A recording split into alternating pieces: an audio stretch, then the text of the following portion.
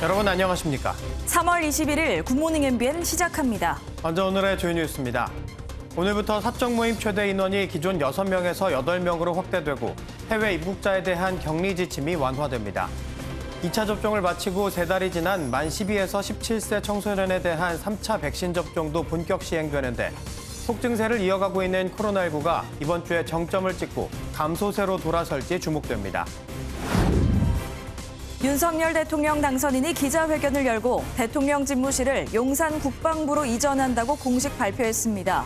윤 당선인은 대통령실 이전 비용이 496억 원으로 추산된다며 예비비로 충당하겠다고 밝혔습니다. 더불어민주당은 대통령실 용산 이전에 대해 청와대 졸속 이전이 낳을 혼선과 부작용에 대해 책임져야 할 것이라며 국정 혼란과 안보 공백이 우려된다고 비판했습니다. 정부는 오늘 국가안전보장회의를 열고 대통령실 이전이 국가 안보에 어떤 영향을 줄지 논의할 것으로 알려졌습니다. 유엔 난민기구는 우크라이나 인구의 4분의 1이 넘는 규모인 1,000만 명이 피난길에 오른 것으로 파악했다고 밝혔습니다.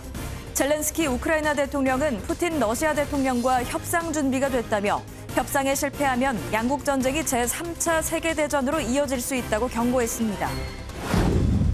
스마일 점퍼로 잘 알려진 높이뛰기의 우상혁이 세르비아에서 열린 2022 세계 실내 육상 선수권 대회에서 2m 34를 뛰어 우승을 차지했습니다.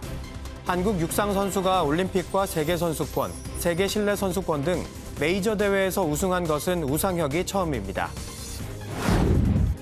월요일이자 절기상 춘분인 오늘은 전국에 가끔 구름이 많겠고 제주도엔 늦은 오후부터 비가 내리겠습니다. 아침 최저기온은 영하 5도에서 영상 5도로 전국 대부분이 0도 안팎으로 춥겠고 낮 최고기온은 영상 15도까지 올라 낮과 밤의 기온차가 10도 이상 크게 벌어지겠습니다. 지난주 하루 신규 확진자가 60만을 넘은 적이 있죠. 이후 신규 확진자 수가 사흘 연속 감소 추세를 보이는 가운데 정부는 국내 유행이 현재 정점을 지나고 있다며 이번 주 중반에는 감소세로 전환할 것으로 전망하고 있습니다. 하지만 사망자 수가 향후 한 달간 상승 곡선을 그릴 것으로 분석돼 낙관할 수만은 없는데요. 이런 가운데 오늘부턴 사적 모임이 8명으로 완화되고 해외 입국자의 격리도 면제됩니다. 정태진 기자가 취재했습니다. 어제 신규 확진자는 33만 4,708명으로 지난 17일 62만 명을 기점으로 다소 주춤하는 모습입니다. 하지만 코로나 사망자는 327명으로 역대 두 번째로 큰 규모고 위중증 환자는 열흘 넘게 1,000명대를 유지하고 있습니다. 정부는 62만 명의 규모가 정점이었길 희망한다며 모레를 전후로 감소세로 전환할 것으로 보고 있지만 전문가들은 더 지켜봐야 한다는 입장입니다. 바로 감소하기는 아직까지는 기존 감염자들이 적기 때문에요. 저는 최소한 다음 주 말까지는 이 확진자 수가 일정 부분 유지가 되다가 3월 말 4월 초부터 감소를 예측을 하고 거리두기 완화도 유행 감소를 낙관할 수만은 없게 만드는 변수입니다. 오늘부터는 식당과 카페 등 다중이용 시설의 영업시간은 밤 11시로 그대로 둔 채 사적 모임은 기존 6명에서 8명으로 소폭 완화됩니다. 시민들은 기대 반, 우려 반입니다. 사실 언제까지 규제를 하고만 있을 순 없다고 생각은 하지만 그래도 지금 되게 많이 빠르게 걸리는 사람도 많아지고 더 확산이 되고 있는데 8명은 조금 이르지 않나 아직까지는. 변수는 또 있습니다. 오미크론 유행이 후퇴한 미국에선 오미크론보다 전파력이 더 강한 스텔스 오미크론 BA2가 빠르게 확산하고 있습니다. 뉴욕시 보건당국은 BA2가 신규 확진자의 30% 정도를 차지하고 있다고 밝혔습니다. 국내 확진자 4명 중 1명도 스텔스 오미크론 감염으로 확인되고 있습니다. 이런 가운데 오늘부터는 백신 접종을 완료한 해외 입국자는 7일간 자가격리를 하지 않아도 됩니다. MBN 뉴스 정태진입니다. 어젯밤 9시까지 전국에서 집계된 코로나19 신규 확진자 수는 20만 4,054명으로 전날보다 11만여 명 줄었습니다. 같은 시간 기준으로는 확진자 폭증 전인 2주 전과 비슷한 수준까지 떨어진 건데 오늘 0시 기준으로 발표될 확진자는 20만 명대를 기록할 전망입니다. 정부는 국내 코로나19 유행이 현재 정점을 지나고 있으며 다음 주 중반엔 감소세로 바뀔 것으로 보고 있습니다. 절기상 춘분인 오늘 꽃샘 추위가 절정에 달하겠습니다. 현재 내륙을 중심으로 영하권 추위를 보이는 곳이 많은데요. 낮엔 기온이 10도 이상 오르면서 일교차가 크게 벌어지겠습니다. 자세한 날씨는 기상센터 연결해서 알아봅니다. 김다영 캐스터 날씨 전해주시죠. 네, 춘분인 오늘 절기가 무색하게 꽃샘 추위가 기승을 부리고 있습니다. 현재 하늘색과 남색으로 보이는 곳은 기온이 영하권으로 떨어진 곳인데요. 대관령은 영하 8.6도, 파주는 영하 4.5도 보이고 있고요. 서울도 영하 0.1도로 어제보다 4도가량 낮게 출발하고 있는데요. 출근길 옷차림 따뜻하게 입고 나오셔야겠습니다. 아침에는 공기가 차갑지만 한낮에는 기온이 껑충 오르겠습니다. 서울의 낮 기온 11도, 대전 12도, 광주는 15도로 어제보다 2도에서 6도가량 높겠는데요. 그만큼 일교차는 크게 벌어지겠습니다. 이 시각 현재 기온 보겠습니다. 청주 0.5도, 대구 3.1도, 부산은 5.7도로 출발하고 있고요. 한낮 기온은 서울과 청주 11도, 대구와 부산은 14도까지 오르겠습니다. 날씨였습니다. 국방부 청사를 대통령 집무실로 사용하게 되면 국방부는 바로 옆 합동참모본부 청사로 이동하게 됩니다. 합동참모본부는 수도 방위사령부가 위치한 남태령 지역으로 옮기는 등 연쇄 이동이 불가피할 전망입니다. 임성재 기자입니다. 대통령 집무실 이전으로 국방부 장차관실과 정책실, 기획조정실 등 핵심 부서들은 바로 옆 건물인 합동참모본부 청사로 이동하게 됩니다. 나머지 부서들도 국방부 별관이나 정부 과천청사 등 영내외 10여 곳으로 분산 배치될 예정입니다. 국방부의 청사를 내준 합참은 일부 부서를 영내, 육군 공복과 건물 등으로 이동시켜 공간 부족을 해소할 것으로 알려졌습니다. 장기적으론 남태령 수도방위사령부 일대로 합참 전부가 이전한다는 계획입니다. 합참 청사는 연합사와의 협조를 고려하여 용산 지역에 자리를 잡았습니다마는 연합사가 평택으로 이전함에 따라 전쟁 지휘 본부가 있는 남태령 지역으로 이동하는 것이 바람직하다고 생각합니다. 군 내부에선 국방부 기능이 10여 곳으로 쪼개지면서 당혹스럽다는 반응이 나옵니다. 합동참모의장 출신 예비역 대장 11명은 대통령직 인수위원회에 국방부와 합참의 연쇄 이동으로 정권 이양기 안보 공백을 야기할 수 있다는 입장을 전달했습니다. 국방부 부서 이전을 위한 작업은 이르면 오늘부터 진행될 것으로 전해진 가운데 이전에만 20일가량의 기간이 소요될 것으로 예상됩니다. MBN 뉴스 임성재입니다.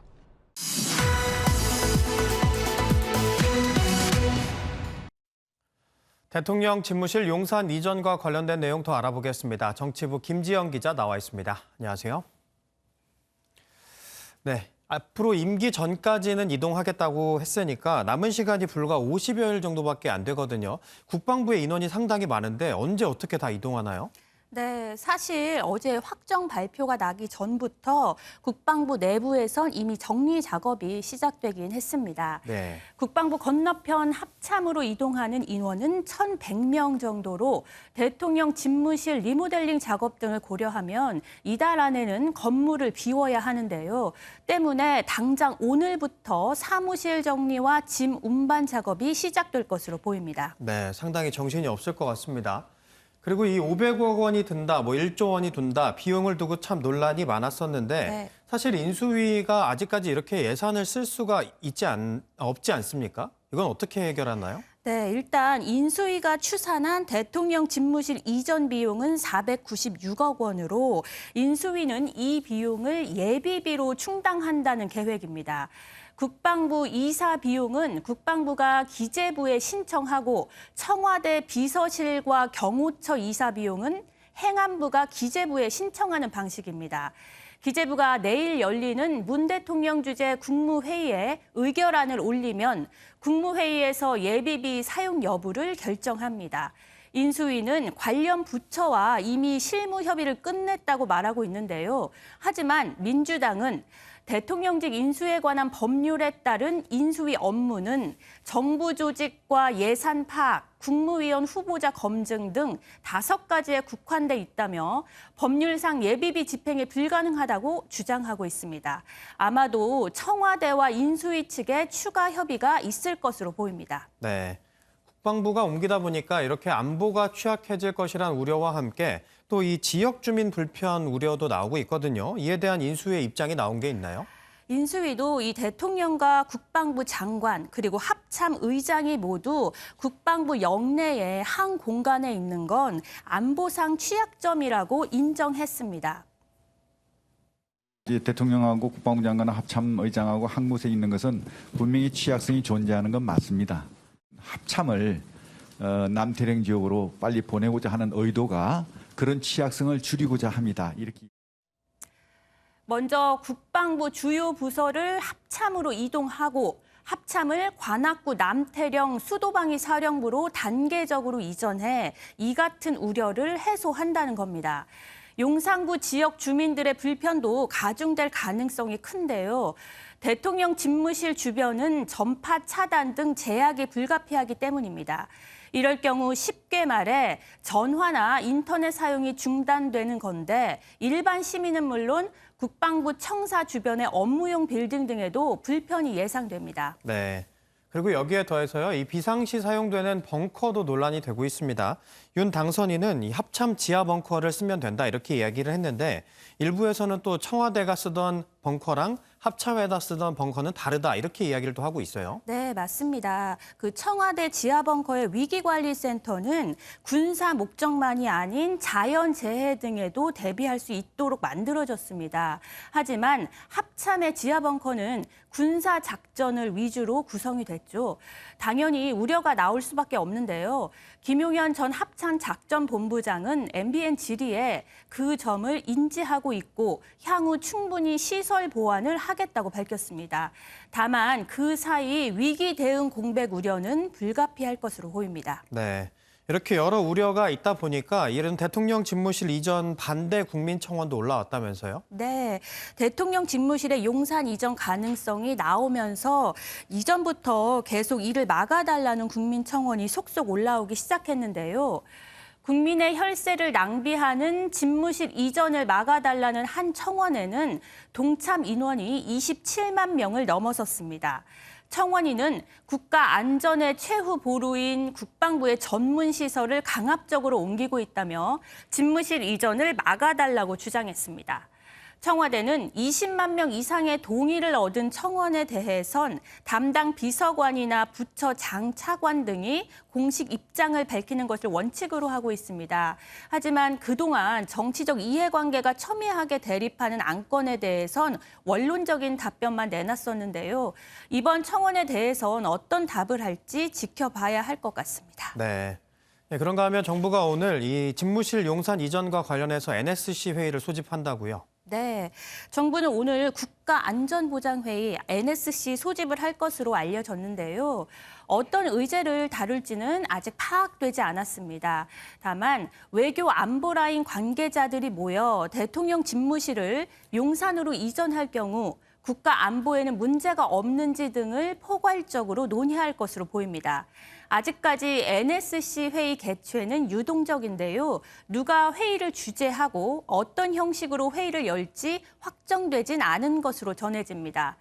현재로서는 서훈 국가안보실장이 주재하는 상임위원회 형태가 될 가능성이 크지만 사안의 중대성을 고려하면 문 대통령이 직접 주재하는 전체 회의 가능성도 배제할 수 없습니다. 네. 이 대통령 집무실 용산 이전과 관련해서는 아마 이번 주 내내 계속 이야기가 나올 것 같습니다. 지금까지 정치부 김지영 기자와 이야기 나눠봤습니다. 고맙습니다. 윤석열 정부의 밑그림을 그릴 대통령직 인수위원회가 24명의 법정 인수위원에 이어 모두 184명의 전체 구성을 완료했습니다. 윤 당선인은 오늘 전국 경제인 연합회를 비롯한 6개 경제단체를 만나 오찬 회동을 갖고 기업 현안을 논의할 예정입니다. 심가현 기자입니다. 윤석열 대통령 당선인의 대통령직 인수위원회가 최종 184명 규모로 꾸려졌습니다. 정권 교체를 했던 17대 이명박 당선인의 인수위 183명과 비슷한 수준으로 당초 예고한 200명 안팎보다 다소 줄어든 규모입니다. 새 정부 업무 추진의 신속성과 효율성을 고려했다는 분석입니다. 주말 동안 전문위원 76명, 실무위원 73명이 7개 분과에 배치됐는데 전현직 공무원 등 관료 출신이 대다수인 것으로 알려졌습니다. 특히 24명의 법정 인수위원에 포함되지 않았던 부동산과 에너지, 교육 분야 전문가가 여럿 합류한 것으로 알려졌습니다. 인선을 마친 인수위는 오늘 오전 10시 안철수 인수위원장 주재로 전체 회의를 열고 본격 활동에 앞선 전체 일정 등을 안내할 예정입니다. 이런 가운데 오늘 윤석열 당선인은 6개 경제단체장과 오찬 회동을 갖고 기업 현안을 논의하기로 했습니다. 전국경제인연합회와 대한상공회의소, 한국무역협회, 중소기업중앙회, 한국경영자총협회, 한국중견기업연합회 단체장이 참석 대상입니다. 윤 당선인은 대선 후보 시절 기업의 혁신을 장려하고 불필요한 규제를 없애 일자리 창출을 늘리겠다고 공약한 바 있습니다. 이번 회동이 문재인 정부 들어 입지가 약화됐던 전경련 중심으로 추진되면서 경제단체 간 주도권 다툼 성격의 신경전도 예고되고 있습니다. MBN 뉴스 심가현입니다. 지난 2019년 스포츠혁신위원회는 학생들의 학습권 보장을 위해서 주중 대회 출전과 훈련을 금지하는 권고안을 내렸습니다. 이를 두고 체육계에선 현실을 무시한 전형적인 탁상행정이라고 비판해 왔었죠. 윤석열 당선인도 후보 시절 이에 대해 전면 재검토하겠다는 공약을 제시했는데 앞으로 체육 정책의 변화가 예상됩니다. 김태일 기자가 보도합니다. 미래의 박인비, 고진영을 꿈꾸는 초등학생 골퍼 진영양. 그런데 평일엔 학교 공부로, 주말엔 골프장 예약이 마땅치 않아 훈련할 시간이 너무 부족합니다. 특히 올해는 결석이 인정되는 날이 5일뿐이라 대회 출전도 쉽지 않습니다. 주말에 멀리 대회 다녀와서 바로 학교에 가서 공부하기가 좀 힘들어요. 진영양이 이렇게 운동에 제약을 받는 건 지난 2019년 마련된 스포츠혁신위원회의 권고안 때문입니다. 혁신위가 학생 선수들의 주중 대회 출전과 훈련 금지를 권고함에 따라 교육부는 출석을 인정하는 결석 일수를 대폭 축소했습니다. 상황이 이렇다 보니 몇몇 선수들은 고등학교 진학을 포기하고 실업팀에 입단해버리는 사례까지 나오는 상황. 현장에서는 스포츠 혁신안이라고 마련된 지금의 권고안은 전형적인 탁상 행정의 산물이라며 반발이 거셉니다. 이제 아이들이 학교를 그만두기 시작하고 있거든요. 운동을 더 하고 싶은데 그런 기회들이 많이 없다고 하니까 실업팀으로 바로 가는 선수들이 있어요. 이런 체육계의 목소리에 윤석열 당선인도 후보 시절부터 이 문제에 대한 재검토를 공약으로 제시했습니다. 현실과 동떨어진 스포츠혁신위원회의 현 정부 권고안을 재검토할 것입니다. 체육계 현실에 반하는 일방적이고 무리한 정책으로 학습권 못지않게 운동권도 학생 선수들에겐 중요한 배움이라고 체육인들은 입을 모읍니다. 학생 선수들도 정말 본인의 그런 기량이나 본인의 꿈을 위해서 대회를 자유롭게 참가할 수 있는 부분이 조금 더 지켜졌으면 좋겠고. 현장 중심의 체육 정책 수립 체계가 새 정부에서 어떤 모습으로 실현될지 체육계의 시선이 집중되고 있습니다. MBN 뉴스 김태일입니다. 러시아의 침공을 받은 우크라이나 젤렌스키 대통령이 3차 대전 가능성을 경고하며 재차 푸틴 대통령과의談판을 요구했습니다. 앞으로 2주가 관건이란 분석이 나오는 가운데 우크라이나 인구의 4분의 1, 1,000만 명이 피난길에 올랐습니다. 고정수 기자입니다. 며칠째 평화 합의안 논의가 계속되고 있는 우크라이나 러시아 간의 4차 회담. 젤렌스키 우크라이나 대통령은 미국 CNN 방송과의 인터뷰에서 협상 없이는 전쟁을 끝낼 수 없다고 밝혔습니다. So I think that we have to use any format, any chance in order to have a possibility of negotiating, possibility of talking to Putin. But if these attempts fail, that would mean that this is a third world war. 러시아군은 하루 동안 우크라이나의 89개 군사시설을 공습하고 수도 키이우에 무차별 포격을 이어갔습니다. 포위 중인 동남부 거점 마리우폴에는 어린이가 있다는 극장에 이어 민간인 수백 명이 몸을 피한 학교를 폭격한 것으로 전해졌습니다. 피난민은 더 늘어나고 있습니다. Дом разбомбили, что жить негде. Ну теперь считаем, где жить. 유엔은 우크라이나 인구 4분의 1에 해당하는 1,000만 명이 국내외로 대피했다고 발표했습니다. 집계된 민간인 사망자는 최소 900명 이상입니다. 서방 군사 전문가들은 이번 전쟁이 교착 상태에 빠졌으며 앞으로 2주가 관건이 될 것으로 전망했습니다. MBN 뉴스 고정수입니다.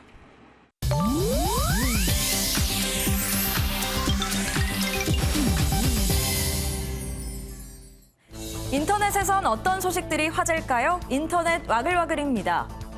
전 세계 누리꾼들이 방문하는 동영상 플랫폼에 일본 제국주의의 상징인 우길기를 홍보하는 한국어 영상이 등장해 논란이 일고 있습니다.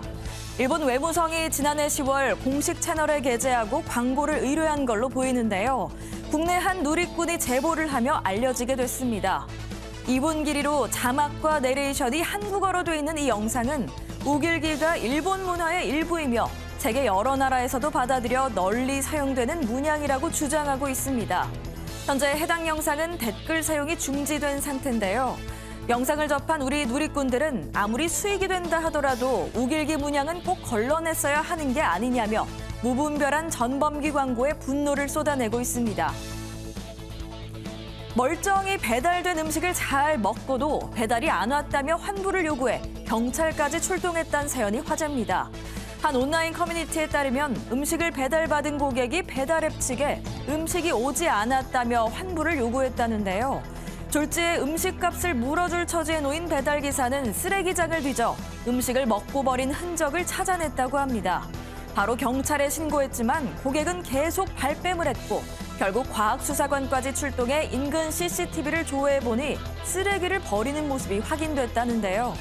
그제서야 이 고객은 음식이 늦게 도착해 홧김에 그랬다고 자백했지만 조리부터 배달까지 걸린 시간은 40분 정도. 결국 배달기사는 9만 원의 보상금을 받고 상황을 마무리했다고 합니다. 이에 누리꾼들은 9만 원은 너무 약한 게 아니냐, 처벌도 받아야 한다며 뜨거운 반응을 보였습니다. 러시아가 우크라이나를 침공한 지 어느덧 한 달이 다 돼가는데요.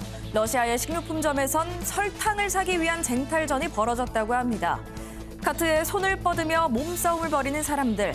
이미 품엔 설탕을 하나를 안고도 계속 팔을 뻗고 설탕은 금방 동이 나 버리는데요.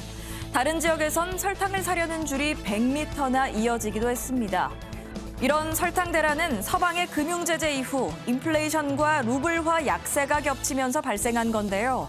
소금과 메밀 등 다른 식품의 가격까지 급등해 곳곳에서 사재기가 벌어지고 있다고 합니다. 급기야 러시아 정부가 나서서 설탕 공급에 문제가 없다며 진화에 나섰는데요. 전문가들은 전쟁이 지속될수록 이런 현상은 더 심각해질 수 있다며 경고하고 있습니다. 인터넷 와글와글이었습니다. 경북 경주시에서 산사태가 나 20톤의 암석이 산 아래 도로에서 열리고 있던 오일장을 덮쳤습니다. 서울의 음식점에선 불이 나 업주와 손님이 대피하는 소동이 벌어졌습니다. 사건 사고 소식 강세현 기자입니다. 산에서 굴러온 커다란 바위가 도로에 잔뜩 쌓여 있습니다. 돌의 무게를 이기지 못한 안전 울타리는 완전히 쓰러졌습니다. 어제 오후 12시 43분쯤 경북 경주시에서 산사태가 나 20톤가량의 암석이 도로를 덮쳤습니다. 사고 당시 도로에선 오일장이 열려 상인들이 물건을 팔고 있었습니다.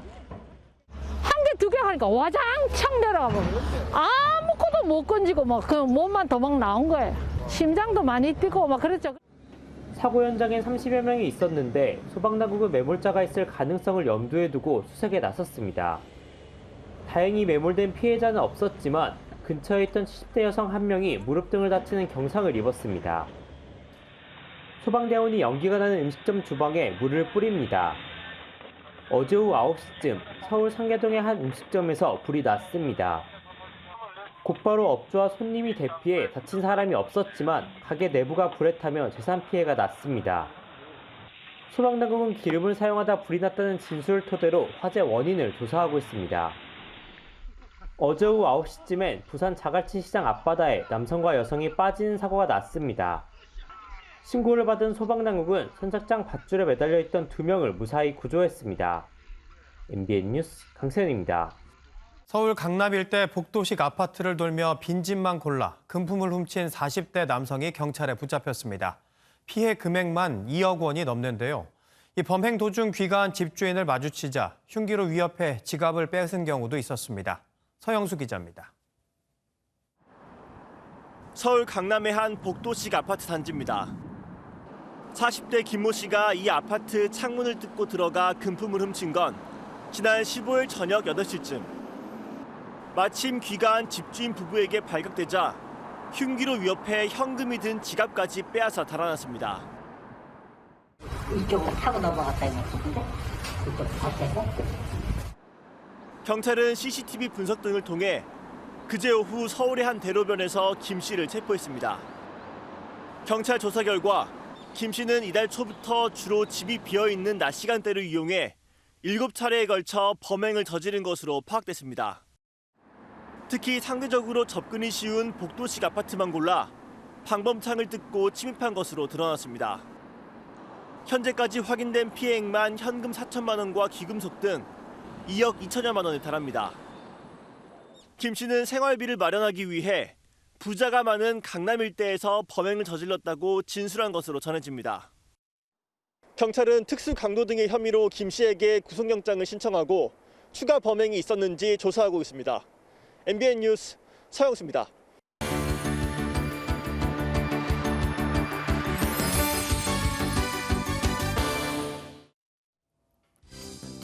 굿모닝 월드입니다. 오늘은 어린아이들을 위해 등장한 특별한 사람을 소개해드립니다. 빨간 옷에 빨간 모자, 흰 수염을 한 이 사람이 아이들의 마음을 위로하고 있다고 하는데요. 영상으로 만나보시죠. 이곳은 폴란드와 우크라이나의 국경지대. 지친 사람들의 발걸음이 이어지는데요. 그 속에 이 빨간 옷을 입은 사람 누굴까요? 바로 산타입니다. 이 산타는 러시아 침공을 피해 넘어오는 우크라이나 아이들을 기다리다가 짠! 하고 나타나 귀여운 인형을 선물하는데요. 산타 분장을 한 이 폴란드인 자원봉사자는 단 몇 분만이라도 이 어린아이들의 마음을 위로하기 위해 작은 인형을 준비한 겁니다. 이 작은 인형이 잠시나마 아이들의 마음을 꽉 채워줬으면 좋겠습니다. 여기 도로에 트럭들이 줄지어 멈춰 있는 곳이 있습니다. 대체 무슨 일 때문일까요? 영상으로 확인하시죠. 이곳은 폴란드와 벨라루스의 국경인데요. 우크라이나 국기를 두른 수백 명의 사람이 모여 있습니다. 이 사람들은 우크라이나를 침공한 러시아, 그 동맹국인 벨라루스와의 모든 무역을 중단하라고 주장하고 있는 건데요. 국경으로 향하는 도로가 폐쇄돼 국경을 넘어가려는 트럭들이 이렇게 길게 늘어서 있는 겁니다. 현지 경찰이 사태 파악에 나섰는데 그럼에도 국경을 넘기까지 900대가 넘는 차량이 참 오랜 시간을 기다렸다고 합니다. 이번엔 미국 시카고의 한 장난감 회사 이야기입니다. 전쟁으로 황폐해진 우크라이나에 기부금을 전달하기 위해 레고를 만들어 판매했다고 하는데요. 누군가를 아주 많이 닮은 장난감 레고, 지금 확인하러 가보시죠. 와, 엄청난 양의 레고가 쌓여 있는데요. 그런데 이 레고, 군복을 입고 턱수염이 난 모습이 누군가를 많이 닮았습니다. 바로 러시아의 침공에 결사항전 중인 우크라이나 젤렌스키 대통령입니다. 우크라이나 국기가 새겨진 화염병 모형도 눈에 띄는데요. 이 제품들은 모두 미국 시카고의 한 장난감 회사에서 만들었습니다. 우크라이나에 이 판매금을 기부하려 한 건데요. 현재는 모두 품절 상태지만 우크라이나를 돕고자 했던 첫 마음을 마음에 새기고 있다고 하네요. 지금까지 굿모닝 월드였습니다. 높이뛰기 선수 우상혁이 한국 선수로는 최초로 세계 실내 육상 선수권에서 우승을 차지했습니다. 우상혁은 우리 시간으로 어제 세르비아 베오그라드 스타크 아레나에서 열린 2022 세계 실내 육상 선수권 대회 남자 높이뛰기 결선에서 2m 34를 통과해 금메달을 따냈습니다. 자신이 보유한 한국 기록 2m 36을 넘는 데는 실패했지만 대회에 출전한 12명 가운데 유일하게 2m 34를 통과했습니다. 대한민국의 육상 선수가 트랙과 필드를 통틀어 올림픽과 세계선수권, 세계 실내 선수권 등 메이저 대회에서 우승을 차지한 건 우상혁이 처음입니다. 춘분이 오늘 꽃샘추위가 절정에 달하겠습니다. 현재 하늘색과 남색으로 보이는 곳은 기온이 영하권으로 떨어진 곳인데요. 대관령은 영하 9도, 파주는 영하 4.4도 보이고 있고요. 서울도 영하 0.3도로 어제보다 4도가량 낮게 출발하고 있는데요. 출근길 옷차림 따뜻하게 입고 나오셔야겠습니다. 아침에는 공기가 차갑지만 한낮에는 기온이 껑충 오르겠습니다. 서울의 낮 기온 11도, 대전 12도, 광주는 15도로 어제보다 2도에서 6도가량 높겠는데요. 그만큼 일교차는 크게 벌어지겠습니다. 밤사이 기온이 큰 폭으로 내려가면서 내륙 곳곳에는 서리가 내리거나 얼음이 어는 곳이 있겠고요. 오늘 전국이 가끔 구름만 지나겠습니다. 남부지방 제주의 하늘빛은 흐리겠고요. 늦은 오후부터 내일 새벽 사이 5에서 최고 30mm의 비가 내리겠습니다. 이 시각 현재 기온 보겠습니다. 청주 0.2도, 대구 2.3도, 부산은 4.9도로 출발하고 있고요. 한낮 기온은 서울과 청주 11도, 대구와 부산은 14도까지 오르겠습니다. 내일까지 꽃샘추위가 이어지겠고요. 주 후반으로 갈수록 평년보다 포근해지겠습니다. 요즘 같은 환절기에는 면역력이 떨어지기 쉽죠. 특히나 봄철에는 황사나 미세먼지 등 공기오염에 노출되면 기관지 질환에 걸리기 쉬운데요. 오늘은 봄철 기관지에 좋은 음식들을 알아보겠습니다. 먼저 황산화 물질이 풍부한 배는 기침이나 가래 등을 멈추게 하고 열을 낮추는 데 도움이 되고요. 또 도라지와 생강은 몸속 염증을 제거하고 면역력을 향상하는 데 효과적이라고 합니다. 특히 생강은 생으로 먹기보단 달여서 차로 섭취하면 더욱 효과적이라고 하니까요. 오늘 식사 후 따뜻한 생강차 마셔보는 건 어떨까요? 지금까지 날씨와 생활정보였습니다.